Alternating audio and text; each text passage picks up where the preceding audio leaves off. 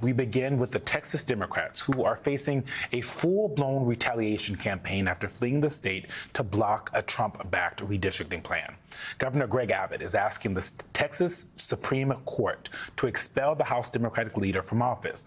Attorney General Ken Paxton has filed a lawsuit demanding that 13 House Democrats be declared vacant from their seats. Plus, Senator John Cornyn says the FBI has signed off on his request to deploy federal agents to help locate the missing lawmakers. Governor Abbott told NBC Thursday night that he plans to amp up the pressure even more. We are in the process, as we speak right now, of searching for, preparing to arrest Democrats who may be in Texas, may be elsewhere. But I'll tell you this also. Democrats act like they're not going to come back as long as this is an issue.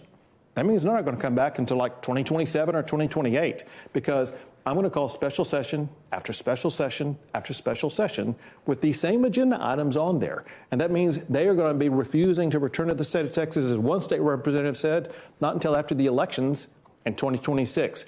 That constitutes an abandonment of office. Democrats disagree, and they have held strong since they left the state on Sunday. Make no mistake about it, we are running from nothing. We see the danger that is coming, and we are running straight for it. If our voices no longer matter, if what we say no longer matters, then there is no democracy left. The republic has fallen. They want to take us back. They literally want to take us back by disenfranchising Black and brown communities. And we say no. No, we say hell no. Not on our watch. We will not allow you to turn back the clock.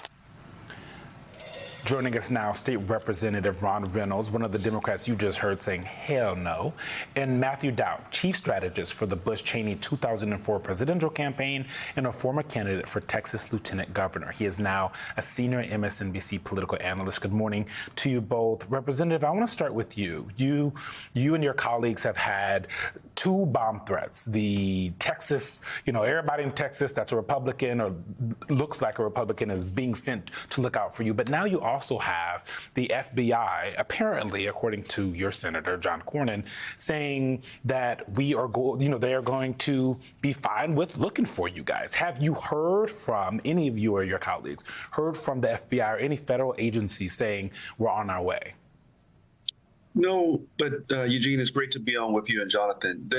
We haven't heard directly from the FBI, but they don't usually forecast that they're coming to look for you. So we don't have any disbelief or any illusion that Kash Patel would not seek the FBI to weaponize them against us, because Senator Cornyn and President Trump, this is what they have rubber stamped. So we do know that we could be in peril, but in the spirit of good trouble, we're not no ways tired, and we're going to keep pressing forward. We're not going to be intimidated. We're not going to cower to them and run back to Texas so they can roll this racial gerrymandered bill down our throats to disenfranchise our communities, particularly Black and brown folks. So, no, we don't know if the FBI is looking for us, but they certainly may be. Matthew, as a Texan, I'm just wondering how you think this is playing with your fellow Texans. They're watching this play out. The representative isn't in Texas. His fellow Democrats aren't in Texas. You've got the governor saying, we're going to find them, we're going to arrest them. They accusing them being, abandoning their office. Is there a risk for the governor and the attorney general and the president of the United States of overreaching here in the minds of Texans? Well, that's a great question. I mean, my view is that there's no one that I've talked to in Texas, independents, Republicans, that feels the Republicans are underrepresented in Texas. I mean, that is such a joke, because they right now hold 2/3 of the congressional seats, which is an overrepresentation already today, even before this bill, and every statewide office in this. What I think most Texans are is, why aren't you guys dealing with the important issues like the flood stuff that happened in in Hunt and around the Guadalupe River? Why aren't you dealing with other issues, insurance costs and all those other things? Why was this the first item that you said had to be done on the special election agenda, knowing that this was going to happen in the course of this? So I think most Texans are sort of upset about the leadership of the state. The question becomes, will these Republicans suffer at the ballot box in 2026? And that's up to Texans, and especially independent Texans, to decide enough's enough. We're not going to have these folks represent us anymore. But most Texans, as I say, are just upset that why aren't these elected officials dealing with the important issues? Representative, you guys have fines against you that are piling up. NBC reporting that you guys face a $500 fine for each day they're, quote, absent without leave. Those fines have already eclipsed the $600 monthly salary the lawmakers receive. Also, it appears that they're forcing you guys to go and get your checks now, and they've canceled your, that little check, to cancel your direct deposit, to try to force you to come and get both your checks and your per diem that you guys get a day.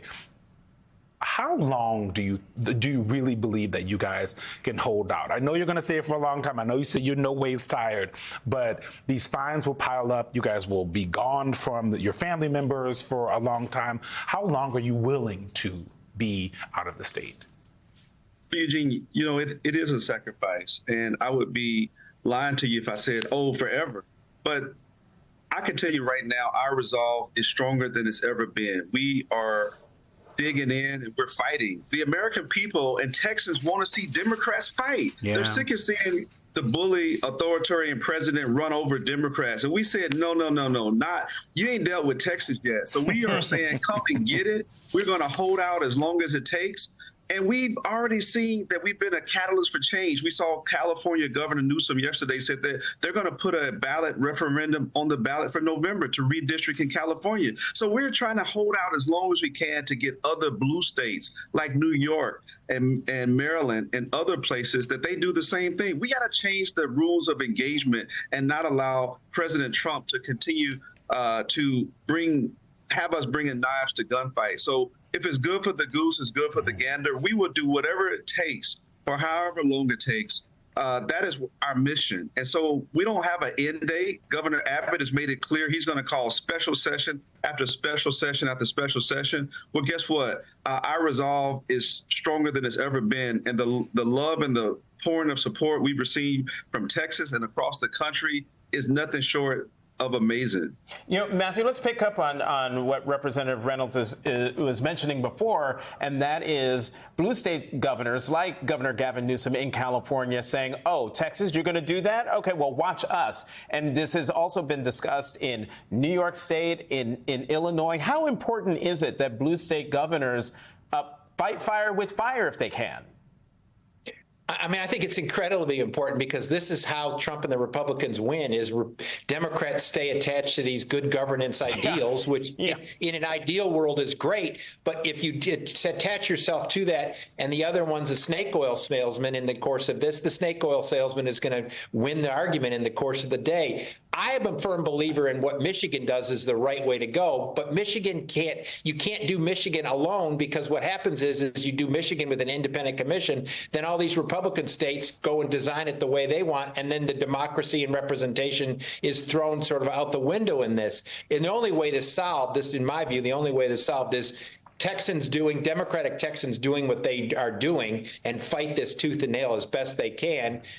Blue states, go and say, okay, Republicans, if you're going to do this, we're going to do this as well, because it's the only way to even out the representation. But in the end, we need a national redistricting policy that applies to every state, and don't let individual states decide how they're represented in Washington. What Congressman Jones was talking about in the last hour. That'll be a long time before I think we see that. I want to turn, Representative, to one of your colleagues, Claudia Ordaz, who tweeted saying the Department of Public Safety searched a family member's home looking for her. She said, I have made it clear I will not be in the chamber due to a personal health matter. Yet today, DPS officers showed up to a member of my family's home looking for me. On top of that, I am now being falsely accused of being in the chamber to make quorum. Representative when you're thinking about the lengths to which Republicans in Texas and I guess Republicans in D.C. are willing to go to lie and say she was in the chamber to make quorum and going to a family member's house looking for her when she's already made clear where she is and what she's dealing with, where does that mean we are as a country? I know it means we are as a state, but it's not happening in a vacuum. Well, it's a sad state of affairs for this country. President Trump has really taken decorum and decency out of the equation. He's a 34-time convicted felon. He lies, he cheats, he steals. And it seems like that is the new way of governing. And now we've seen Governor Abbott, our Attorney General, and everyone else go along with that. No one seems to be stepping up to him. So I'm not surprised that they would do this to my colleague. I'm one of the 13 that they want to remove from office. They're doing everything. That we have arrest warrants. We have these fines. So they're doing anything and everything to get a quorum. And I am going to continue to stand up for my colleague and all of our Texans, because we have to stop this monster that has been created by Trump. We have to bring back decency. We have to bring back decorum. We've lost so much, and I hope the American people will hinder this call of action and say enough is enough, that we will not allow this president to continue to take this country down. And he wants to take us back to dark days before Jim Crow. And that is why many of us are fighting back, because so much is at stake when they're targeting Black and brown people, as we just celebrated the 60th anniversary of the Voting Rights Act of 1965.